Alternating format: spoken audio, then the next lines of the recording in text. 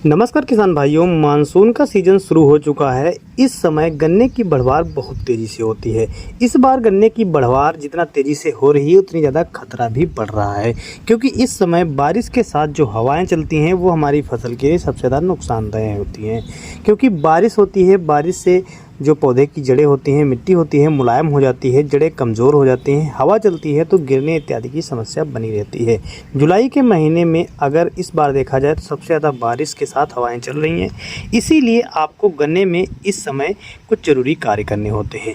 देखा जाता है जब बारिश होती है उतना तेज़ी से गन्ना बढ़ता है, जितना तेज़ी से आप उर्वरक देते हैं उसके कई गुना तेज़ी से बढ़ने लगता है।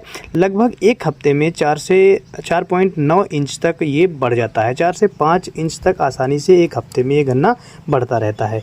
इसीलिए इस समय आपको मिट्टी चढ़ाने की आवश्यकता होती है और ध्यान ये भी रखना होता है कि अगर आपकी फसल में कहीं पर पानी का भराव हो रहा है, लगातार बारिश हो रही है, जल निकास की उचित व्यवस्था है तो आपको निकाल देना होता है।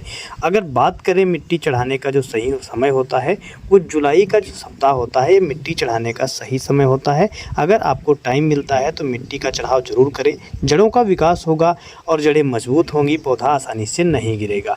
इसके बाद जब अगस्त का महीना आता है, अगस्त महीने में आपको गन्ने की बंधाई करवानी होती है। गन्ने की बंधाई जुलाई में अगर करवाएंगे तो विकास उसका बाधित हो जाता है और अगस्त के लास्ट सप्ताह तक आपको कर देना होता है, क्योंकि अगस्त लास्ट सप्ताह के बाद यानी सितंबर शुरू होते ही हवाएं और तेज़ी से चलने लगती हैं। तो मिट्टी चढ़ाना और गन्ने की बंधाई कराना एक बहुत ही अहम हिस्सा है। इसको आप समय पर पूरा करें। अगर जल भराव अधिक हो रहा है तो जल निकास की उचित व्यवस्था करें, अन्यथा आपकी फसल गिर सकती है, बर्बाद हो सकती है। जानकारी अच्छी लगी हो वीडियो को लाइक शेयर करें। अगला वीडियो गन्ने के अन्य रोग जो होते हैं उन पर संबंधित होगा, इसलिए वीडियो को ज़्यादा से ज़्यादा प्यार दें और लाइक करें। सपोर्ट करने के लिए मुझे फॉलो भी ज़रूर करें। धन्यवाद।